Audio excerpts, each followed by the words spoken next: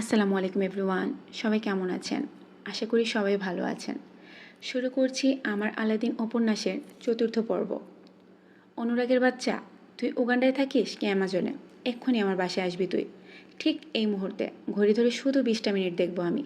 এসে আমার মমকে বোঝা। মহিলা পাগল হয়ে গিয়েছে। 30 বছর ধরে মানুষ কাটাকাটি করতে করতে ব্রেনের মাদারবোর্ড ফেটে গিয়েছে। এই মহিলাকে তুই বোঝা। অনুরাগ।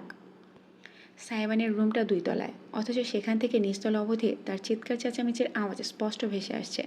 ছেলের দারুণ হম্বিতম্বিতে বেপাত্তা সামিয়া সোফায় বসে পা ঝুলিয়ে ঝুলিয়ে আয়েশ করে পায়েস খাচ্ছেন। মধ্যখানে বিপাকে পড়ে যাওয়া ইরাম দাঁড়িয়ে দাঁড়িয়ে কাণ্ডকারখানা দেখছে। মা ছেলের মাঝে এ কেমন দৈরত? হাসা উচিত নাকি দুঃখ করা উচিত বোঝা মুশকিল। কাজের মেয়ে সুগন্ধা অবশ্য একদম স্বাভাবিক। গুনগুন করতে করতে খাবারের টেবিল গুছিয়ে নিচ্ছে, যেন আশেপাশে যা হচ্ছে তা এখনকার নিত্যদিনের ঘটনা। এমন সময় এই মেয়ের ঠোঁটে গান আসে কীভাবে? এই বাড়ির প্রত্যেকটা মানুষই এক একটা নমুনা। প্লিজ আয়, এক্ষণ আয়। কিসের বিজনেস মিটিং তোর শালা? দেখিস অনুরাগ, তুই যদি আজকে না আসিস তোর ফটো পোস্টারে ছাপিয়ে আমি সারা শহরের দেয়ালে শেডে লাগিয়ে আসবো। নিচে বড় বড় করে লিখবো, এই ইফতেজারের থেকে সাবধান। দেখিস তুই। নিজের রুম থেকে বেরিয়ে বোধ হয় সাইবান ছাদের দিকে চলে গিয়েছে। ঠাসঠুস শব্দে আসলেও এবার আর তার কথা স্পষ্ট শোনা যাচ্ছে না। সামিয়া ধীর সুস্থে পায়ে শেষ করেছেন ততক্ষণে। ঘড়ির দিকে তাকিয়ে তিনি উঠে দাঁড়ালেন। হাসপাতালে যাওয়ার সময় হয়ে এসেছে। ঠিক তখনই নিজেকে আর রুখতে পারল না ইরাম। সামনে গিয়ে দাঁড়ালো। খালামণি, কিছু মনে করো না। তুমি গুরুজন। তবুও বলতে বাধ্য হচ্ছি, তুমি অযৌক্তিক কথা বলছো। এমনটা সম্ভব নয়। কেমনটা সম্ভব নয়? সাইবানকে বিয়ে করাটা কেন সম্ভব না? সামিয়ার স্বাভাবিক এবং সুচারু দৃষ্টিতে ইরাম খানিকটা অস্বস্তি বোধ করল। তারপর বলল, জি, প্রথমত তোমার মাথায় এমন একটা পরিকল্পনা কিভাবে আসলো সেটাই চিন্তার বিষয়। উপরন্তু আমারও একটা মতামত বলে বিষয় আছে। আলাদিন আর আমি খুবই বেমানান। বয়সে তোর ছোট বলে বলছিস, নাকি পুরুষ সম্পর্কে ট্রমা হয়ে গিয়েছে বলে? ইরাম এক মুহূর্তে চুপ থাকলো, তারপর জানালো, বিষয়টা এমন না। আলাদিনকে আমি ছোটবেলা থেকেই দেখেছি। ঈদে, কোরবানি আর কিছু হোক না হোক টুক করে আমাদের বাড়িতে সালামি নিতে চলে যেত। হাতে 2 টাকা ধরিয়ে দিল এমনভাবে খুশি হতো যেন ওর হাতে আমি চাঁদ তুলে দিয়েছি। এমন একটা স্মৃতি মাথায় গেঁথে আমি কিভাবে ওকে বিয়ে করতে পারি? ওকে আমি ভাইয়ের নজরে দেখে এসেছি। এর বেশি কিছু কোনো দিনও ভাবিনি। তবে স্বামী হিসেবে কিভাবে ভাবতে পারি? এখনও ভাইয়ের মতন দেখিস? চটজলদি উত্তর করতে চাইল ইরাম, অথচ কিছুতেই মুখ থেকে হ্যাঁ উত্তরটা বের করতে পারল না। কারণটা খুবই স্বাভাবিক। এত বছর পর নতুন করে দেখা মানুষটা তার পুরাতন আলাদিন নয়। ইরামের স্মৃতিতে সেই আলাদিন আজও ছোটটি। মায়া মায়া মুখ, মুখের দুপাশে খোঁচা খোঁচা সুচালু দুটি দাঁত। কথায় কথায় স্মিত হাসত। বয়সের তুলনায় বেশি বোঝদার ছিল। এই আলাদিনের সঙ্গে সেই আলাদিনের কোনো মিল নেই। প্রাপ্তবয়স্ক সাইবানকে অনেকখানি অপরিচিত লেগেছে ইরামের। তাই অসত্য জবাব সে নিজের খালামণিকে দিতে পারল না। জানি না। ইরামের উত্তর শুনে সামিয়া মুচকি হাসলেন, বললেন, আমাকে যখন গুরুজন মানিস তখন এটাও মাথায় রাখ, আমি যা করছি ঠান্ডা মাথায় জেনে বুঝে এবং ভেবেচিন্তে করছি। সবার ভালোটাই ভাবছি, খারাপটা না। রইল বাকি সাইবান। ওকে দেখতে হয়তো ঘাড়তেরা বাদরের মতো লাগে, তবে মনটা অবুঝ না। সময় দিয়ে বুঝিয়ে বললে ঠিক বোঝা যাবে। একটু থেমে তিনি আবার যুক্ত করলেন, তবে কাউকে আমি জোরাজুরি করব না। বিয়ে শাদির ব্যাপার, একেবারে অমতে হওয়াটা খারাপ ব্যাপার। তাই বলছি তুই তোর পরিস্থিতি ভেবে দেখ। আজকের দিনটা সময় নে, ভালো মতো চিন্তা কর। প্লিজ যুক্তি দিয়ে ভাবিস, আবেগ দিয়ে না। তোর মতন বুঝদার মেয়ে 2টা হয় না। তুই নিজের আর ইজানের ভবিষ্যৎ ভেবে সিদ্ধান্ত নিস, এটাই আমার কামনা। এরপরও যদি মনে হয় তুই থাকবি না, চলে যাবি, আমি আর তোকে আটকাবো না। আমি হাসপাতালে যাচ্ছি, আসতে রাত হবে। আর ঘরটা মাঝে মধ্যে ভূমিকম্পর মতন কেঁপে উঠতে পারে। মনে হবে কেউ বুঝি বুলডোজার চালাচ্ছে। ওটা সাইবানি, ভয় পাস না। ইজানকে দেখে রাখিস। নিজের কথা শেষ করে সামিয়া গটগট করে হেঁটে বাড়ির বাইরে বেরিয়ে গেলেন। গাড়ি গেটের কাছে অপেক্ষা করছে তাকে হাসপাতালে নিয়ে যেতে। ইরাম নিজের জায়গায় থ হয়ে থাকলো। মা নাকি ছেলে, কাকে বেশি আজব বলবে বুঝতে পারল না সে। সারাটা বিকাল ইরাম কাটালো ইজানের সঙ্গে রুমবন্দি হয়ে। সামিয়া যা বলেছিল তাই হয়েছে। ক্ষণে ক্ষণে বাইরে থেকে হম্বিতম্বি শব্দ ভেসে আসতে লাগলো। মাঝে আবার 2টো বাইকও এসে হাজির হয়েছে, খুব সম্ভবত সাইবানের বন্ধুদেরকেও। তাদের কথাবার্তা অবশ্য সে শোনেনি, শোনার কিংবা জানার ইচ্ছেও নেই। এর চাইতে গুরুতর একটা কাজ তার বাকি, সিদ্ধান্ত নেওয়া। সত্যি বলতে জীবনে বিয়ে করার সকল স্বাদ মিটে গিয়েছে ইরামের। কোনো পুরুষকে তার বিশ্বাস হয় না, বিশেষ করে যদি সেই পুরুষটা দেখতে শুনতে সুদর্শন হয়। পুরুষ মানুষ সুন্দর হবে, আর তাদের মাঝে কোনো ঘাপলা থাকবে না এমনটা অসম্ভব। তবে ইরামের ভাবনা এখন আর তার নিজের মধ্যে সীমাবদ্ধ নেই। তার সমস্ত চিন্তার কেন্দ্রবিন্দু হলো ইজান। ছেলেকে বুকে নিয়ে দোলাতে দোলাতে ইরাম ভাবল, এই নিষ্পাপ বাচ্চাটাকে একটা চমৎকার এবং আরামদায়ক ভবিষ্যৎ দেওয়ার ক্ষমতা কি তার আছে? এই ৩২ বছরের জীবনটায় সে অর্ধেক জগৎ দেখে ফেলেছে। জীবিকার তাগিদে এমন কোনো কাজ নেই যা সে করেনি। আর কত সে কাজ জারি রাখত যদি তাতে ইজানের ভবিষ্যৎ ভালো হওয়ার নিশ্চয়তা থাকতো। কিন্তু এই ৩টে মাস একা কাটাতে গিয়ে সে বুঝেছে সিঙ্গেল মাদারদের জীবন কেমন হতে পারে। যদি হাতে টাকা না থাকে তাহলে তো কথাই নেই। সরকারি সম্পত্তি মনে করে সকলে। নারী এবং পুরুষ মহান সৃষ্টিকর্তা এমনি এমনি সৃষ্টি করেনি, তারা একে অপরের পরিপূরক। না একজন নারী কোনো দিন চলতে পারবে একজন পুরুষ ছাড়া, না একজন পুরুষ চলতে পারবে একজন নারী ছাড়া। সমাজের এই অবস্থা শুধুমাত্র এই নারী পুরুষদের অতিরিক্ত লোভ এবং মানসিক বিকৃতির কারণে, আর কিছু না। যদি ইরাম সাইবানকে বিয়ে করে তাহলে সমাজ বিরাট আঙ্গুল তুলবে। তবে তার ইজান হয়তো একটু ভালো থাকবে, একটা সুস্থ সুন্দর স্বাভাবিক পরিবার পাবে। স্বাভাবিক হয়তো না, একটু পাগলাটে পরিবার। তবে দিন শেষে ইরাম বিনা চিন্তায় ইজানের মুখে খাবার তুলে দিতে পারবে। পরের দিন খাবার পাবে কিনা সে চিন্তা করতে হবে না। আর্থিক এবং সামাজিক নিরাপত্তা যা এখন খুব করে দরকার ইরামের, তার নিজের ট্রমা, নিজের জীবনের সকল না পাওয়াদের হিসাবের কোনো দরকার নেই এখানে। সামিয়া বাড়িতে ফিরে এলেন সন্ধ্যার পর।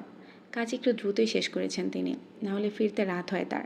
তবে বাড়ির পরিস্থিতি বিবেচনা করে চলে এসেছেন। ইরাম তখন টেবিলে বসেছে।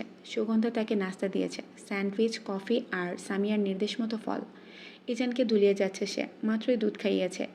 এখন ছেলেটা আর আবার ঘুমাবে। ঘুমে ঢুলু ঢুলু করছে চোখ।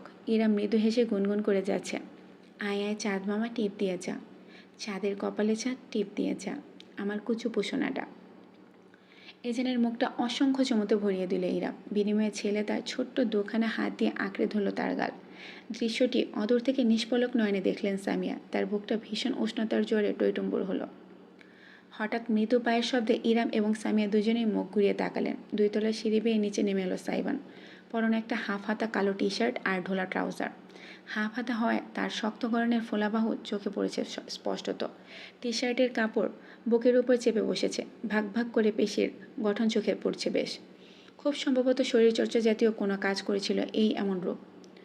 ইরামের দিকে এক দফাও দৃষ্টি না ফেলে সে সোজাসুজি তাকালো সামিয়ার দিকে। Hey bro. সাইবানের কণ্ঠস্বরটা অতিরিক্ত শান্ত শোনালো, যেটা তার চরিত্রের সঙ্গে বেমানান। চোখ পিটপিট করলো ইরাম। এই ছেলে এভাবে কাকে সম্বোধন করলো? হতবাক হয়ে গেল সে। যখন নিজের অ্যাপ্রন খুলে চেয়ারে ঝুলিয়ে রাখতে রাখতে সামিয়া উত্তর করলো, বল ব্রো। রুমে চলো, তোমার সাথে প্রাইভেট কথা আছে আমার। ওকে চল। সামিয়া সাইবানের পিছু পিছু নিচতলা একটা রুমের ভেতর আড়াল হয়ে গেলেন। দরজাটা ঠাস করে লেগে গেল। ইরাম স্তব্ধ হয়ে বসে চেয়েই রইল। সামিয়া পরনের শাড়ির কুচিটা খানিক ঢিলাঢালা করে বিছানায় বসলেন। সাইবান অযথাই শব্দ করে দরজাটা বন্ধ করে সেটাই ঠেস দিয়ে দাঁড়িয়েছে। বুকে দুবাহু ভাঁজ করে রেখে তীক্ষ্ণ দৃষ্টিতে জননীকে জানালো, বল কি বলবি? আমার টায়ার্ড লাগছে, গোসল সেরে একটা লম্বা ঘুম দিতে হবে। সাইবানের ভ্রুজোড়ায় তীব্র কুঞ্চন সৃষ্টি হলো। বাম ভ্রুতে থাকা পিয়ার্সিং হালকা হলুদাভ আলোয় জ্বলজ্বল করে উঠল। What's going inside your pretty little head? What do you think my boy? এবার সত্যি বিরক্ত বোধ করলো সাইবান। হেলান ছেড়ে ভেতরে এগিয়ে গেল সে। Mom please don't play with me. আমি আর ছোট বাচ্চা না, কয়েক মাস আগে 25তম জন্মদিন পালন করেছি। ওহ, অনেক বড় হয়ে গিয়েছিস? এতটাও বড় হয়নি যে আমাকে বিয়ে দিতে উঠে পড়ে লাগতে হবে তোমার। উঠে পড়ে লাগলাম কোথায়? আমি স্রেফ আমার বাড়ির বউ হিসেবে কাকে পছন্দ করেছি সেটা জানিয়েছি। এতে তুই এত লম্ফজম্প করছিস কেন? কেন করছি তুমি জানো না? আমি আজ অবধি তোমার একটাও কথা ফেলিনি, তুমি জানো। তবে এটা ফেলে দে, মানা করেছি নাকি? নিজের কপালে আঙ্গুল ঘষে রাগ নিয়ন্ত্রণ করলো সাইবান। মেজাজ গরম হয়ে যাচ্ছে তার। পান থেকে চুন খসলে সে গরম তাওয়ার মতন ছ্যাদ করে ওঠে। সেখানে সে এতক্ষণ যাবৎ নিজেকে শান্ত রেখেছে এই বেশি। বাড়ির বউ, মাই ফুড, একটা 32 বছরের ডিভোর্সি মহিলার সঙ্গে একটা পরপুরুষের বাচ্চা। খুব ভালো চয়েস তোমার মম। সাইবান আলাদিন। সামিয়ার শীতলতম কণ্ঠস্বর ভেসে আসতে সাইবান না চাইতো সামান্য কেঁপে উঠল। জননের এই কণ্ঠটা তার বহু অচেনা। কালে ভদ্রে কখনো শোনা যায়। তার সম্পূর্ণ নাম নিয়ে ডাকার অর্থ সামিয়া আর মজার মুহূর্তে নেই, তিনি বাস্তবতায় আছেন। মানুষকে মানুষ হিসেবে সম্মান দিতে না জানলে তাকে নিয়ে কথা বলা বাদ দে। বড় শুধু গায়গতরই হয়েছে, চরিত্রে না। কথাটা ভীষণ গায়ে লাগলো সাইবানের। হাতের মুঠো শক্ত করে ফেলল সে। একটা পর মেয়ে, যার এর আগে কোনো হদিস অবধি ছিল না, হঠাৎ করে উদয় হয়েছে, তার জন্য আজ সে নিজের মায়ের কাছে এইভাবে কথা শুনছে। বিষয়টা মানতে নারাজ ওর অন্তর। সামিয়া নিজের বিছানা ছেড়ে উঠে দাঁড়ালেন। ছেলের মুখোমুখি হয়ে বললেন, আমি কেন ইরামকে এই বাড়ির বউ বানাতে চাচ্ছি জানতে চাস তো? বেশ, তবে শোন। বাপ মারা যাওয়ার পর থেকে ইরাম একা হাতে 2 ভাইকে মানুষ করেছে। নিজের পাগল মা, 2টা ভাইয়ের পড়াশোনা, তাদের খরচ, পরিবারের খরচ সব একা হাতে টেনেছে এই একটা মেয়ে। পরিবারের বড় মেয়ে কি না? এত কষ্ট করে নিজের পরিবারকে টেনে মানুষ করেছে, সেটা তোর আমার নিজের চোখে দেখা। সামান্য সাহায্যটুকু কোনো দিন নেয়নি। শুধু ঈদের সময় উৎসবের নামে কিছু কাপড় চোপড় কিনে দিতে পারতাম ভাগ্নে ভাগ্নিদের। এরপর তো সেটাও বন্ধ হয়ে গেল। আমরাও খোঁজ নিয়ে ছেড়ে দিয়েছিলাম। তুই দেখেছিস কী অবস্থার মধ্যে গিয়েছে মেয়েটা। বিয়ে হলো, বাচ্চা হলো, স্বামীর ঘরটা অবধি শান্তিতে করতে পারলো না। যখন সব হারিয়ে শুধু একটা যক্ষের ধনকে নিয়ে ভাইয়ের বাড়িতে আসলো, তখন ভাইটাও তাকে রাখলো না। এমনি কুলাঙ্গার ভাই, যে মাতৃতুল্য বোন পেলে পুষে বড় করেছে, চাকরি দিয়েছে, তাকে তাড়িয়ে দিতে 2বার চিন্তা করলো না। একবারও ভেবে দেখেছিস মেয়েটার জীবনে কত কষ্ট? সাইবার নিঃশব্দে শুনল। কোনো কাহিনী তার অজানা নয়, শুধু শেষের অংশটুকু ছাড়া। মুখের রাগের ভাবটা কমে এলো, পুরোপুরি দমালো না সে। ঠিক আছে মম, তোমার কথা আমি বুঝতে পেরেছি। আমিও পাষাণ না, ওকে। তোমার চ্যারিটি করার ইচ্ছা হয়েছে, করো না। মানা করেছে কে? ইরাম আপুকে ঘরে রাখবে, রাখো। ওনার বাচ্চাকে পালবে, পালো। আমার কন্ট্রিবিউশন চাইলে আমি প্রতি মাসে সেটাও করব, কিন্তু সোজা বিয়ে পর্যন্ত টেনে নেওয়ার মানে কি? সামিয়াকে এবার বেশ অসন্তুষ্ট মনে হলো। Charity, contribution? কবে এত অধপতন হলো তোর? ছোটবেলায় এত ইরামাপু করতিস, জানিস না তার আত্মমর্যাদা কোথায়? তোর মনে হয় আমরা চ্যারিটি করতে চাইলেই সে হাত পেতে নেবে? মধ্যবিত্তকে আর কিছু আল্লাহ দিক বা না দিক, আত্মসম্মানটুকু দেয় ভরে ভরে। হাত পাতার মতন অবস্থায়ও তারা হাত মুঠ করে ঠোঁট কামড়ে লড়ে যায়। ভিন্ন দিকে তাকিয়ে আগের তুলনায় কিছুটা শান্ত গলায় তিনি যুক্ত করলেন, তাছাড়া আমার বাসায় একটা প্রাপ্তবয়স্ক ছেলে আছে আর একজন প্রাপ্তবয়স্ক মেয়ে। উপরন্তু ডিভোর্সি খালাতো বোনকে দিনের পর দিন বাড়িতে জায়গা দিল সমাজে সমস্যা হয়ে যাবে। খাওয়া পড়া তারা দিক বা না দিক, সালিশটা ঠিকই বসাবে।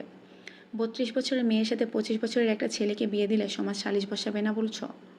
অবশ্যই বসাবে, আরও বড় সালিশ বসাবে। কিন্তু তখন অন্তত আমি গলা চড়িয়ে আমার ঘরের বউয়ের সম্মান বাঁচাতে লড়তে পারবো। শুধুমাত্র ভাগ্নের জন্য এত কিছু করার সুযোগ নেই, বুঝেছিস? বুঝলাম। হঠাৎ করে উল্টো ঘুরে দরজার মাঝে ধরাম করে একটা শক্তিশালী ঘুষি বসিয়ে দিল সাইবান। প্রবলভাবে কেঁপে উঠল চারিপাশ। ভয়ানক একটা শব্দ হলো। এটাই বুঝলাম যে বাড়ির একমাত্র ছেলে সবসময় আদরের দুলাল হয় না, মাঝে মাঝে বলির পাঠাও হয়। ভাঙচুরের শব্দ আরম্ভ হলো। তৎক্ষণাৎ সাইবানের হাতের ধাক্কায় শোপিস, দেয়ালের ফটো ফ্রেম সব আছড়ে পড়তে লাগলো মেঝেতে। আমি পারবো না ওনাকে বিয়ে করতে। গলা নিচে, একদম চিৎকার চেঁচামেচি করবি না। পরিস্থিতির জটিলতা বোঝার চেষ্টা কর। ছেলেকে সামলাতে চাইলেন সামিয়া, কিন্তু পারলেন না। তার ছেলে সাক্ষাৎ ঝড়, ঝড়কে কাবু করাটা মুশকিল। আমি কোনো দিন ইরাম আপুকে বিয়ে করবো না, কোনো দিন না। আমার কথাটা একবার না, না, না এবং না, no, never. Never ever in my life I will marry a senior woman. না পারতে সামিয়া এবার পাল্টা চেঁচিয়ে উঠলেন, ফাইন, করবি না বিয়ে, করিস না, রাখিস না আমার কথাটা। আমার কিচ্ছু যায় আসে না, আমি নিজেরটা আর ইরামেরটা বুঝে নেব, ঠিক আছে? শুধু এরপর আর কোনো দিন আমার মুখ থেকে তোর কাছে কোনো চাওয়া উচ্চারিত হবে না, এটুকু জেনে রাখিস। সাইবান হঠাৎ করেই জমে গেল। ঝট করে পিছনে ফিরে তাকালো। বহু বছর বাদে সেদিন রাতে প্রথমবারের মতন ছেলের তেজি দৃষ্টির মাঝে অসহায়ত্ব দেখলেন সামিয়া।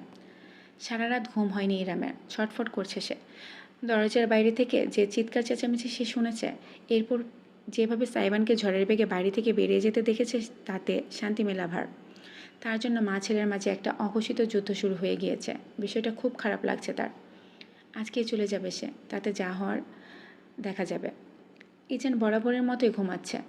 ভোর রাতের দিকে খাইয়ে তাকে শুয়েছে ইরাম। ছেলে ঘুমে থাকতে সে নিজের লাগেজ টেনে ছোট্ট একটা ব্যাগ বের করলো। উপর করে ঢেলে দিল সমস্তটা। 2টো পুরাতন 20 টাকার নোট, সঙ্গে একটা রূপার আংটি পাওয়া গেল। এই আংটিটা তার অতি শখের, বাবার গড়িয়ে দেয়া শেষ স্মৃতি, শেষ সম্বল। মৃত্যুর আগ অবধি বস্তুটাকে হাতছাড়া করতে চায় না সে। কিন্তু ইজানের ঘুমন্ত ছোট্ট মুখটা নজরে আসতে সিদ্ধান্ত নিতে দেরি হলো না তার। পুরাতন বাটন ফোনটা তুলে কল করলো। ওপাশ থেকে রিসিভ হতেই বলল, হ্যাঁ আমি। আমাকে শুধু 2টো দিন থাকতে দেবে?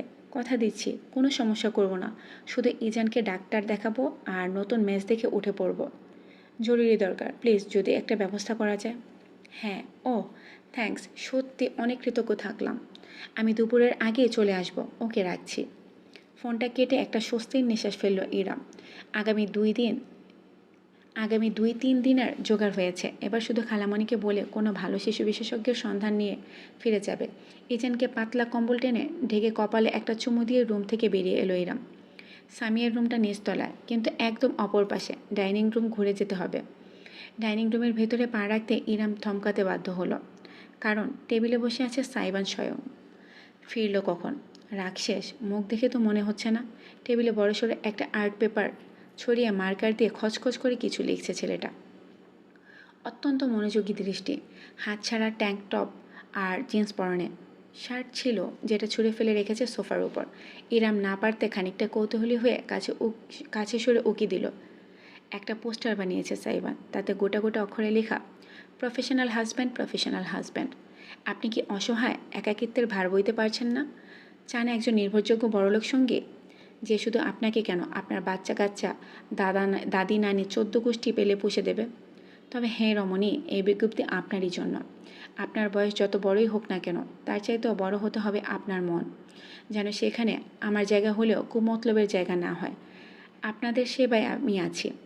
Professional husband Saiban Aladdin. Booking করতে আজই যোগাযোগ করুন এই নাম্বারে। Professional husband 01। এই প্রথমবারের মতন সদা শান্ত ইনামও আটকে না উঠে পারল না। এই ছেলের মাথা আসলেই নষ্ট, পুরোপুরি নষ্ট। সাইবান মার্কারের ক্যাপ ঠোঁটে গুজে রেখে তার দিকে তাকালো। পরক্ষণে বাঁকা হেসে লাফিয়ে টেবিল থেকে নেমে পড়ল। হেলে দুলে পোস্টার নিয়ে বাড়ির বাইরে চলে গেল। ইনাম না পারতে ছুটে গেল তার পিছু পিছু। বাড়ির বাইরের গেটের কাছের দেয়ালে আঠা দিয়ে সুন্দর করে পোস্টারটা লাগাচ্ছে সাইবান। দারোয়ান একপাশে দাঁড়িয়ে হাঁ করে ঘরের ছেলের কাহিনী দেখছে। ইরাম হাঁপাতে হাঁপাতে পৌঁছলো। আলাদিন, তোমার মাথা খারাপ হয়ে গিয়েছে? না তো, আমার মাথা একদম চকাচক আছে। নতুন বিজনেস আইডিয়া পেয়েছে। যদি আমাকে ব্যবহৃত হতেই হয় তবে ভালো মতোই হই। কি বলুন আপু? ইরাম আর সইতে পারল না। এগিয়ে গিয়ে খপ করে সাইবানের হাতটা পাকড়াও করলো। অপর হাতে সদ্য বসানো পোস্টারটা দেয়াল থেকে উঠিয়ে ছুঁড়ে ফেলল রাস্তায়। ক্রুদ্ধ দৃষ্টিতে দেখেন সাইবানকে, যে এই মুহূর্তে বেশ খানিকটা বিস্ময় নিয়ে তার হাতে ধরা নিজের হাতটার দিকে চেয়ে আছে। একটা 32 বছরের ডিভোর্সি মহিলার সঙ্গে একটা পরপুরুষের বাচ্চা নিয়ে খুব সমস্যায় পড়ে গিয়েছো, তাই না? আই এম সরি, চলে যাচ্ছি, শান্তিতে থেকো তুমি। তবুও just stop this nonsense, will you? ইরামের দৃঢ় কণ্ঠস্বর সাইবানের চেহারা অদ্ভুত একটি অভিব্যক্তি ফুটে উঠল। পাল্টা বাঁকা হেসে দীপ্ত গলায় বললেও সে বলল, কোথায় চলে যাবেন? লম্পট স্বামীর কাছে? Well, not happening anymore. হঠাৎ করে আমার অন্যের হক মেরে দেওয়ার ভীষণ রকম ক্রেভিংস উঠেছে। তা সে হকটা হোক আপনার এক্স হাজব্যান্ডের।